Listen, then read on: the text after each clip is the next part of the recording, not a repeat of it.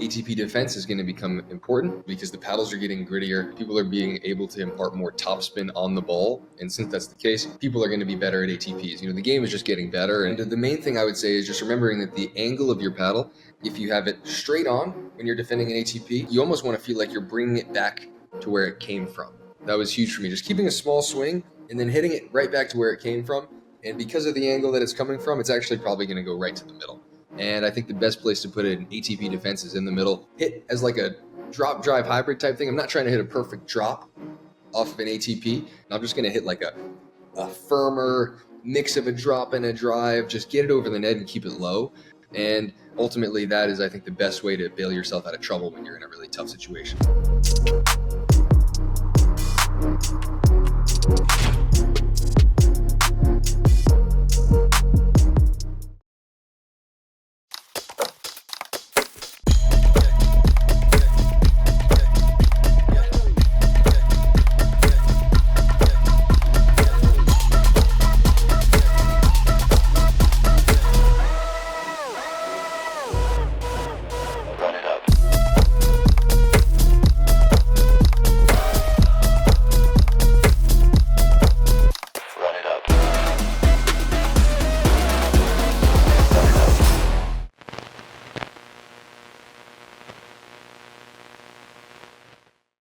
Hey guys, James Ignatowich here.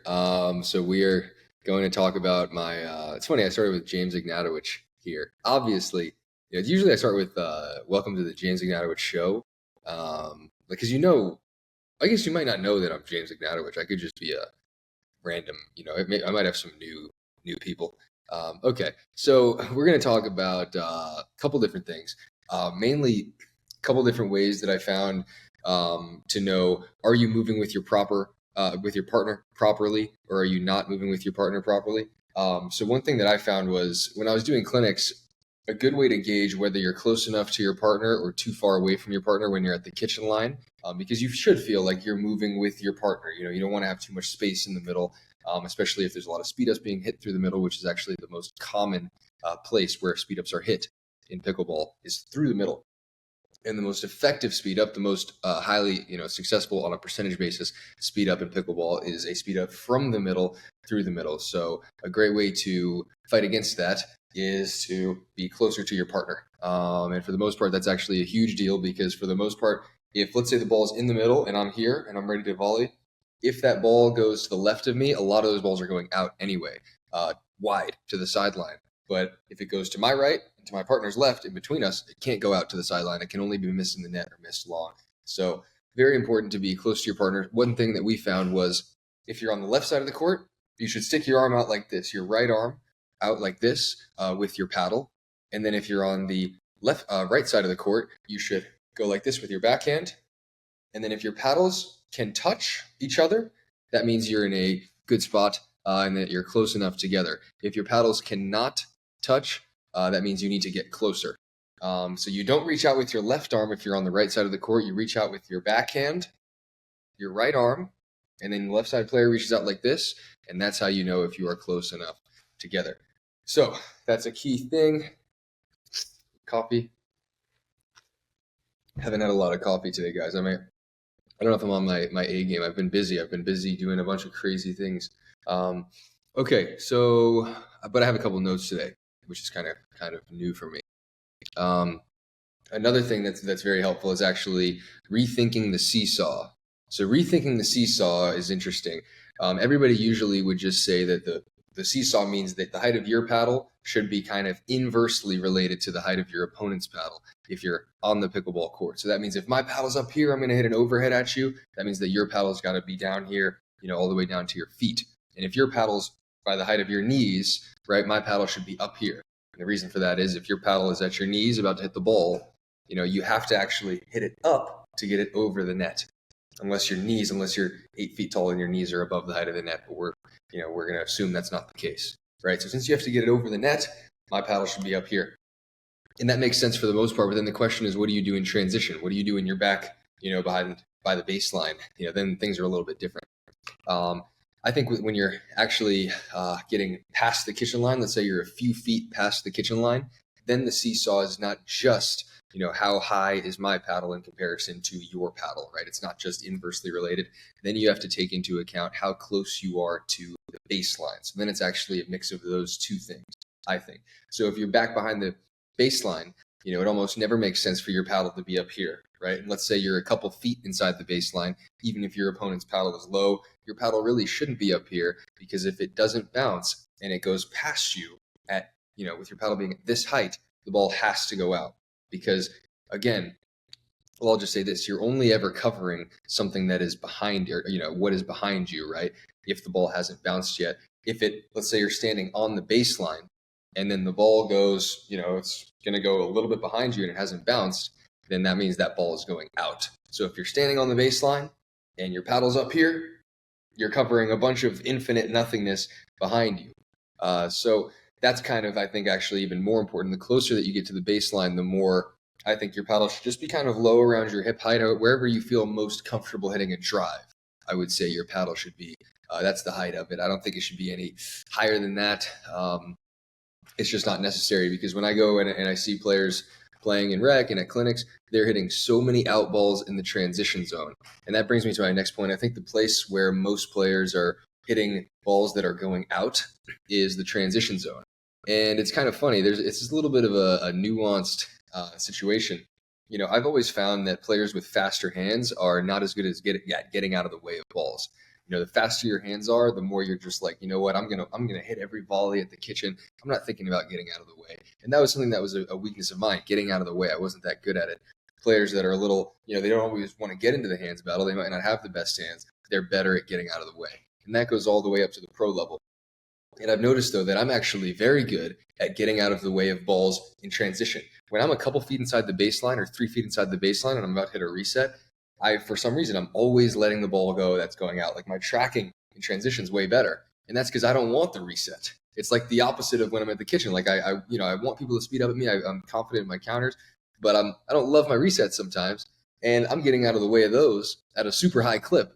So it's interesting. And I've noticed that actually goes across the board at the pro game. You'll see that too. So players that are better at resetting sometimes are actually even worse at getting out of the way of balls in the transition zone. And this isn't everybody. There are some people who are good at both, but just keep that in mind. If you're playing against somebody that really loves their resets and just really feels super comfortable in transition, maybe go a little harder at them. Maybe send the ball right around their body and to the point where it's going out, maybe, and see if they leave it. And then obviously this is kind of beside the point, but somebody that's got great hands at the net, you can be a little more aggressive with your speed ups toward them, because they might not be as good at getting out of the way. I know that's probably the case with me too. So, okay, those are the main things there. A couple interesting questions that we had with the Seesaw, also with ATPs. So if somebody's ATPing the ball to you, so it's funny, ATP defense, I think, is going to get more and more important. Defending ATPs is going to become crucial because the paddles are getting grittier. People are being able to impart more topspin on the ball. And since that's the case, people are going to be better at ATPs. The game is just getting better, and a shot that you get better at a little later in your pickleball career, maybe, unless you're a tennis player and it comes super natural to you, is the ATP. So ATP defense is going to become important. And the main thing I would say is just remembering that the angle of your paddle, if you have it straight on when you're defending an ATP, that ATP defense will then go to your, or at least, kind of go to the middle, right? It's going to regress to the middle because an ATP comes from outside of the court. And let's say you hit this ATP, my chest is the paddle. It's going to go this way. That's how it works. That's the geometry of it. So what I would say is, when you're defending an ATP, try to push forward a little more and maybe aim. You don't want to miss it wide to the other sideline. I've had that happen a lot where I'm defending an ATP. Let's say I'm on the right side of the court and I'm defending an ATP. Somebody hit a backhand ATP to me on the left side in front of me, and then I miss it wide on the other side because of all that momentum that's going to my left. So when you're defending an ATP, one thing to do is you almost want to feel like you're bringing it back to where it came from. That was huge for me. Just keeping a small swing and then hitting it right back to where it came from. And because of the angle that it's coming from, it's actually probably going to go right to the middle. And I think the best place to put it in ATP defense is in the middle. because sometimes the other player who's not hitting the ATP, the partner of the player who had just hit the ATP, might not have clogged the middle as well. They might just be like, whoa, my partner made the ATP, and they're just kind of standing where they're standing instead of, moving with their partner in tandem. So yeah, I think ATP defenses, the best ones, are kind of just hit as like a drop drive hybrid type thing. I'm not trying to hit a perfect drop off of an ATP. If somebody hits an ATP to me, I'm not just going to try to hit a feathery drop into the kitchen. I'm just going to hit like a firmer mix of a drop and a drive, just get it over the net and keep it low. And ultimately, that is, I think, the best way to bail yourself out of trouble when you're in a really tough situation. Hey guys, James Ignatowich here. Just want to tell you about the new Selkirk 008. I've been loving the paddle. It's got the new pure foam technology. It's got a ton of grit, ton of pop. I feel like the control is great also, and it's coming in the different shapes. You can get it in the tour shape, you can get it in the epic shape or the Invictus shape. So you'll have all the options you need. Definitely give the 008 a try because I think it's something that you will not want to miss. We actually had some people ask me about paddles, and I can tell you anything about a pickleball paddle, that is nowadays. I've just been learning a lot about them for fun. People used to ask me because I'm a pickleball pro, they'd be like, James, like, what do you think that about the paddle? How can you tell me, how can you know which paddle's the right one for you and whatnot? And they used to ask me a bunch of questions about pickleball paddles, and I just didn't know the answer to them because I didn't care. I just said, you know what, Selkirk, I'm using a Selkirk, feels good in my hand, going out there and I'm playing, and that's it. That's all I knew. But now I know some more stuff. And one of the main questions that I'm getting asked these days is, how do you know, what are the differences, the key differences between an elongated paddle, which is a 16.5 by 7.5 inch in width. So you've got it 16.5 inches long, 7.5 inches wide. That's considered elongated. Then you have a hybrid paddle, which is somewhere in between an elongated and a wide body, which I'll explain now. And a wide body is the 16 inches long, so it's about a half an inch shorter than an elongated paddle, and it is 8 inches wide, so it's a half inch wider than an elongated paddle. And then a hybrid paddle, I mean, they can come anywhere in between. They could be 16.3 by 7.7, whatever it is. The total of those two, so the total of the the length plus the width, cannot go over 24 inches. So that's why hypothetically, let's say you have a 16.5 and a 7.5. That's the total of 24. If it were 16.6 inches long, it would have to be 7.4 inches wide, because that adds up to 24. If it's anything more than that, it's going to go over 24. So there's a couple key differences. So an elongated paddle, obviously, you're going to have more reach, right? So you can reach more balls, and that helps with attacking balls out of the air. That helps in singles, I would say, because if you're coming to the net, you want to reach, you want to be able to cover your volleys. But there are some drawbacks to an elongated paddle. I think especially, these drawbacks will present themselves in doubles. One of the issues with an elongated paddle in general, and elongated, for the record, is probably considered what you would consider the standard shape. There are more elongated paddles in circulation than wide body paddles. It's been estimated probably 60 to 70% of paddles in circulation are the 16.5 inches long, 7.5 inches wide, as opposed to the wide body. Which I actually think is going to start to change. I'm a big believer in the wide body paddle. I use a paddle that is 16.5 by 7.5, so it's an elongated paddle. But I am considering switching to a wide body paddle for a couple reasons. And if you want to know what is a wide body paddle, if you want to be able to tell which paddle is a wide body, it looks like a square. So it's going to look pretty similar to a square in the paddle face. Now, there's a couple key differences. So wide body paddles actually, at their best, they can produce a little bit more power, a little more pop with volleys than elongated paddles can. And that's for a couple of reasons. But I'll say this too. So wide body paddles, let's say a wide body paddle is 8 ounces and an elongated paddle is also 8 ounces. They're the exact same. The wide body paddle shape, because it's that shape, will have a lower swing weight. So if it's the same weight, it'll feel lighter. So if you're somebody who's always been like, man, I think my paddle's just a little bit too heavy. How do I, it seems like this 8 ounce weight, I don't even want to put lead tape on. A lot of female players are saying this. My mom has a paddle that's 8.1 and she still thinks it's too heavy. And so she switched to a wide body, which is also 8.1. And she didn't realize that they were both the same weight. But she's like, man, this new one, this wide body I have is lighter. It just feels better. I'm like, Mom, that's actually the same exact weight. And she was like, no way. And I'm like, yes way. Let's measure it. Same weight. But since it's shorter, it has a lighter swing weight. So if you swing it around, it'll feel, for example, with this pen, if this pen was, an inch shorter, but it was the same exact weight, it would feel lighter going like this. So that's one thing. Another thing with a wide body paddle in comparison to an elongated paddle is the sweet spot will be bigger and it'll be wider. So a square shape in general will lend itself to a bigger sweet spot than a rectangle shape, kind of like this. That just will be this type of sweet spot. If this was a square, it would be more of a pronounced sweet spot. I don't know if we can use that as an ad. We probably should take that part out or something.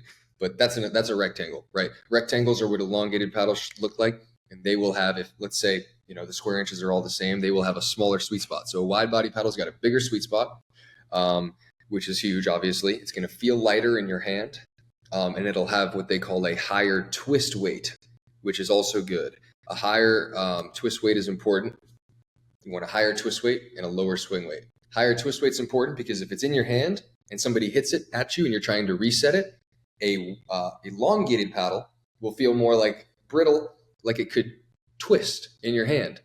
If somebody hits it 50 miles an hour at you, it's going to feel a little shakier. But a square-shaped paddle, wide body, will have a higher twist weight. So a higher weight of shot will be needed to make that paddle twist in your hand. So it's better for defense also. Those are the main things there. So if you want a bigger sweet spot, if you want a lighter paddle, lighter feeling paddle, I would go with a wide body. And it's also, for that same reason, faster in your hands. So when I use a wide body paddle, I feel like my hands are almost too fast. It's not even fair. I'm like, wow, this thing is crazy. It almost feels like it's an extension of my hand. Reason for that is it's got that lower twist or swing weight and higher lower swing weight for the same amount of weight. Twist weight has nothing to do with that. So those are the main things. Those are the basics. Yeah, I think it's easier to get to the kitchen with wide body paddles. So then why do I use an elongated paddle? Because I'm not trying to sell you on a wide body paddle. I use an elongated paddle because I feel like I can control both. I think that most pro players will still use an elongated paddle because the advantages of the wide body are that you have the better control. But with an elongated paddle, with pros at least, pros feel like they can control anything and they just want to maximize their reach at the net. And they also want better plow through on drives and serves. And this is a key difference between the elongated paddle and the wide body paddle. If you want to hit harder drives, and what I mean by plow through is just the weight, for example, let's say, you can just think about it this way. It's a little bit longer, so it's a little closer to a tennis racket, technically. And what that means is you're going to have plow through. You're going to be able to hit drives and serves just a little bit harder. And as a result, potentially getting a little more dip on those shots. And you won't actually need to accelerate as much to hit those shots as hard. So for me, singles, elongated paddles all day.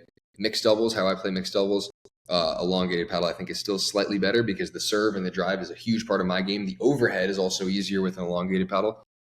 But I think for amateur players, and if I was only playing men's doubles, I would use a wide body. So actually, I think right now you see it across the board. It's probably 70% elongated versus wide body and hybrid. But I think the pro game should be like that. I think that you shouldn't copy the pros necessarily in this sense. I think that if I were prescribing the right paddle for a 4-5, I think 3-0s to 5-0s, it should be half of them should be using wide bodies. I don't see why they wouldn't. Bigger sweet spot, better control, and it's faster and lighter.